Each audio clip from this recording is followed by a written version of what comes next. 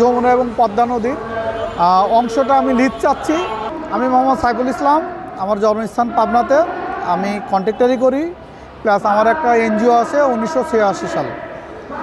এনজিওর সুবাদে আমি বিভিন্ন দরিদ্র মানুষের সংস্পর্শে যাই এবং এই সমস্ত মানুষের কর্মসংস্থানের লক্ষ্যে আমি একটা প্রজেক্ট তৈরি করেছি, যেটা নদী এবং সমুদ্রের উপর। বাংলাদেশ 1,47,000 সামথিং বর্গ কিলোমিটারের সীমানা। এর ভিতরে নদী আছে 24,000 সামথিং বর্গ কিলোমিটার এবং সমুদ্র সীমা 1,21,000 বর্গ কিলোমিটার।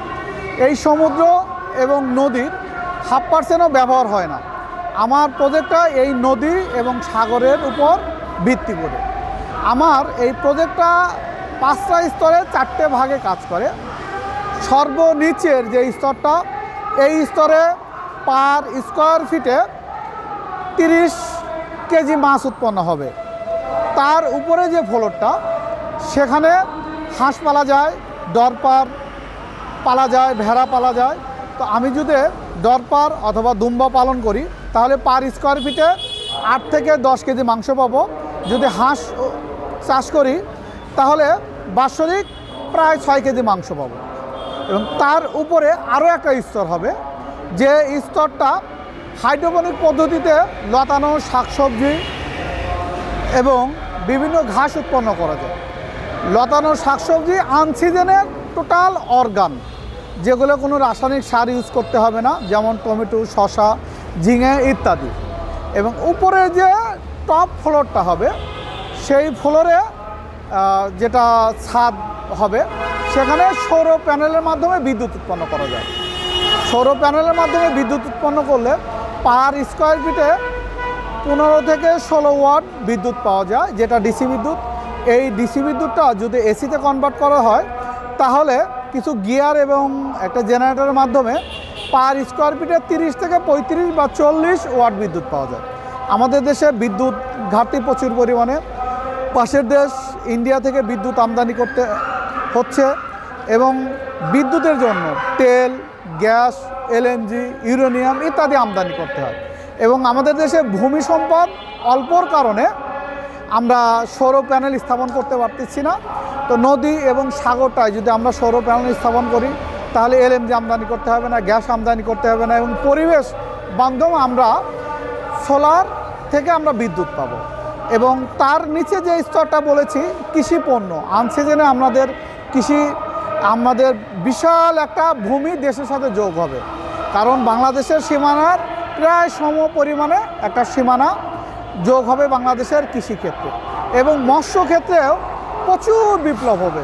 মাছ চাষের জন্য দেশে প্রচুর পরিমাণে ভূসম্পদ কেটে পুকুর তৈরি করা হচ্ছে, ভূমির মাটিটা ইটভাটায় বিক্রি করা হচ্ছে এবং দেশের প্রচুর পরিমাণে বৈদেশিক মুদ্রা থেকে আমরা বঞ্চিত হচ্ছি। কারণ আমাদের দেশে পুকুরে যে ধরনের মাছ চাষ করা হয়, এই মাছগুলো 100% অর্গান না, খাদ্য কোয়ালিটি ভালো না, মাছের রাসায়নিক বেশি ইউজ করা হয় এবং এইটা বাহিরে আমরা রপ্তানি করতে পারতেছি না।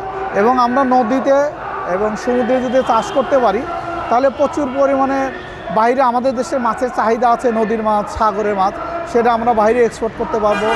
এবং আমাদের দেশের উৎপাদিত এই প্রযুক্তির উৎপাদিত যে মাংসগুলো, এটা বাইরে এক্সপোর্ট করতে পারবো এবং এটা সম্পূর্ণ রাসায়নিক অ্যান্টিবায়োটিক ফ্রি হবে এই মাংসগুলো।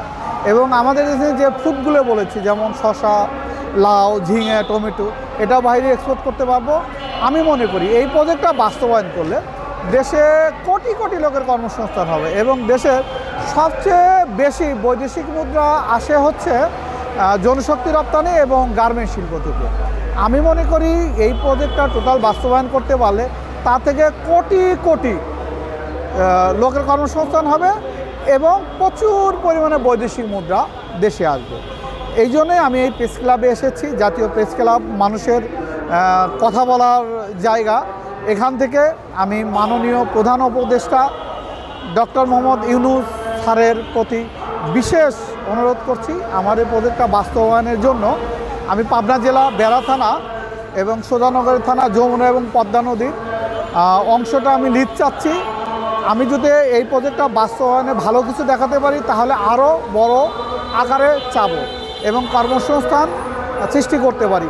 সেই সাথে দেশের সমস্ত নাগরিক এবং মাননীয় উপদেষ্টাবৃন্দ এবং আমার এই প্রজেক্টটা কৃষি, মৎস্য এবং বিদ্যুৎ সাথে জড়িত, এবং বিদ্যুৎ যে এক্সপার্ট আছেন এবং কৃষির যে এক্সপার্ট আছেন, মৎস্যর যে এক্সপার্ট আছেন, সবার প্রতি আমার বিনীত অনুরোধ আমার এই প্রজেক্টটা যেন আমি বাস্তবায়ন করতে পারি এবং আমি অনুমতি চাই, এইটাই আমার দাবি।